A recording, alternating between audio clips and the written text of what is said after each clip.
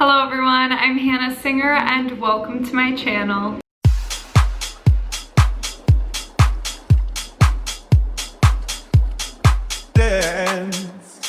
Something about the way you look to me, yeah. Give me a reason, give me a reason, and I will dance, I will dance. So for today's video, I'm going to be sharing with you all how to have a holistic morning routine.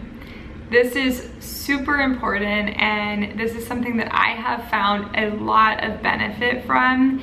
I started kind of shifting my lifestyle this past year and a half and it's become a lot more holistic, and I've found that I have a natural morning routine that sets me up to feel good and have an amazing day even when I wake up not feeling my best. So I hope this video can help all of you out there who maybe are waking up and starting off the day on the wrong foot, or anyone who's just looking to live a more holistic lifestyle. So let's get into it. Okay, my first tip on how to have a holistic morning routine is to wake up early. And I know that's probably what a lot of you guys do not want to hear, but it makes such a big difference. When you wake up early, you are giving yourself more time to be productive, more time to focus on you, and there's just something so beautiful about waking up when the world is quiet. You can take time to go inward, to meditate, to prepare yourself to have a beautiful, positive, and loving day. In addition, opening your shades when you wake up is a perfect way to let natural light in, and that's something that I have found that really just helps me feel centered and grounded when I see a sunrise or the clouds or even just like raindrops on the window. It's super beautiful and that just helps me to feel connected and calm right when I wake up. The next tip would be to drink water right when you wake up. I try to drink between 1 to 2 liters over the time span of an hour or 2. Now, I'm not saying that you need to drink 2 liters of water right when you get out of bed. That would be dangerous. But slowly sip on water throughout your morning. I try to drink water right when I get out of bed or right after I brush my teeth, because it kickstarts your digestive system and it also just wakes you up. It makes you feel alive and ready to go for the day. And you might wake up super hungry, and having water right away to hydrate yourself will actually help your hunger cues and let you know when you're genuinely hungry or if you're just thirsty. My next tip would be to put your phone away. Try to not even sleep with it near your bed. I know that sometimes it's hard if you have an outlet right near your bed and maybe you don't have farther away and you need it for an alarm. I understand that completely, because that's me. But make it a habit, make it something that you are so innately used to doing that you don't gravitate towards your phone. When you wake up and sit on your phone, it can make you feel lazy. You can just end up spending a lot of time wasted on social media apps or text messages when you could be using that time to center yourself and prepare yourself to have an awesome day. Once you shut your alarm off, put your phone in a drawer so that you don't touch it until you have to check it. In addition, it's really good to put your phone away at least an hour before bed. The blue light emitted by your cell phone screen actually restrains the production of melatonin, which is the hormone that controls your sleep and wake cycle, which is your circadian rhythm. And so that makes it more difficult for you to fall asleep. So definitely put your phone in another room if you have an alarm clock, or put it on the opposite side of your room so that you're not tempted to go on your phone and mindlessly scroll before bed. My next tip and my favorite tip is to meditate. So I've talked about meditation a few times on this channel, and I'm gonna do a whole video on it because I just love it so much. So when you meditate first thing in the morning, you're centering your mind, you're centering your body, you're letting go of anything that doesn't serve you, and you're allowing yourself to just be in the present moment. It truly is such a beneficial practice, even 5 to 10 minutes of it. If you're new to meditation, if you're scared of meditation, I was there too. So my recommendation for you is to start with a smaller meditation, maybe even 3 to 5 minutes, something super short, maybe a quick breathing exercise. I will recommend some apps like Headspace or the Calm app. Headspace actually has a student discount, so if you are a student, you can get it for $10 a year, and I have loved using that app. There are a variety of meditations that range from 3 minutes to like 25 minutes and longer. So I recommend either using an app or even just searching on YouTube, 5-minute meditation for peace. Or if you're really stressed, 10-minute meditation for relieving stress. There is so much out there and you can access it all for free on YouTube. So why would you not take advantage of that? My personal favorite right now is the Mindful Movement on YouTube. Sarah Raymond is the guide and she is absolutely amazing. Her voice is just so soothing and calming. I will link some of my favorite meditations by her below. So sometimes I wake up and I lead myself through meditations. Other days my mind's a little bit busy, or I wake up really just tired, and some days you just wake up on the wrong side of the bed. And on those days I like to use a YouTube meditation or a guided meditation to help me find my feet and to come back to the earth. So something I like to do along with meditation is a 1 to 2 minute gratitude practice. Now, this is something that I've kind of cultivated on my own.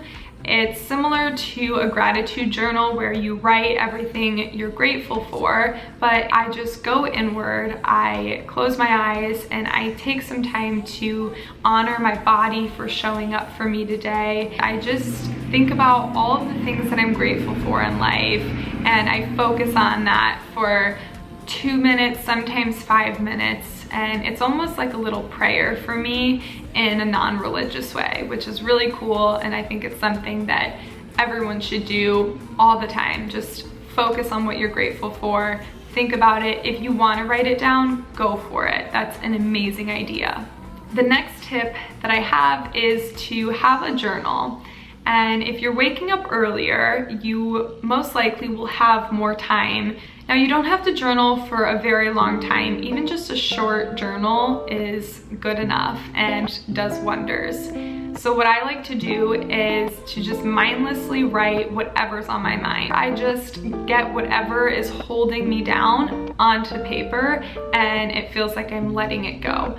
And then maybe write, like I said before, a little gratitude journal and your to-do list for the day. When it comes to to-do lists, a way to create a to-do list that is holistic is to make it something that is realistic. If you have a project that you want to work on, set aside 20 minutes for that, and then maybe 10 minutes to clean the house. Something like that, where you're setting yourself up to have a day that is productive, and try to put less on your to-do list rather than overloading it with everything in your mind. When I put less on my to-do list, I find that I actually end up doing more because I'm not spending my day going through everything on the list and thinking of a trillion things that I could be doing. I just focus on a few things that I want to do that day, and then sometimes I end up getting in a lot more than I even wrote down. My next tip is do some mirror affirmations. It can feel uncomfortable and weird to do, but I promise it is super beneficial, and it honestly makes me laugh sometimes, and I think that's the best way to start your day, is by smiling and laughing. So there's no really right or wrong way to do mirror affirmations. Something that I love to do is just stand in the mirror and tell myself things that I love about myself. So I'll name 3 things about my physical traits that I love and 3 things about my personality traits that I love. This just helps me to send myself some love, especially on days that I'm not feeling it. And it just helps me to create a habit that is positive and that is opening my heart for more self-love.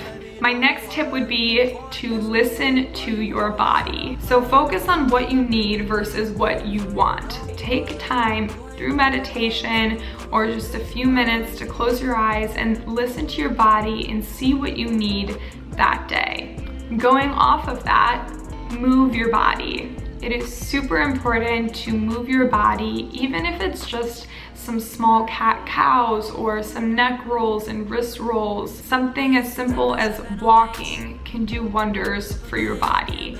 So take every day as you need it and focus on what is going to serve your body best that day. My next tip is to make a nourishing breakfast. When you wait until 12 or later to eat breakfast, it can cause you to eat really late in the night and then you can stay up later, or it can make your stomach hurt in the morning. Getting something in your body that is nourishing can help you feel better throughout the day. It can give you more energy.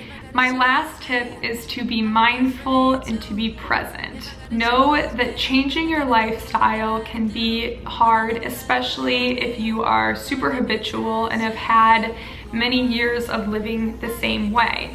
It is not impossible to change those habits. It just takes some patience, it takes time and effort. It's also important to remember that you are human and that you might make mistakes. If you don't meditate one day after meditating for 30 days straight, it is not the end of the world. You can get back on track that next moment. Not the next day, but the next moment. This is kind of just my guideline and my outline of how I have a holistic morning routine, but this doesn't need to be step by step your morning routine. You can make it totally yours. These are just some things that have helped me and I hope that help you.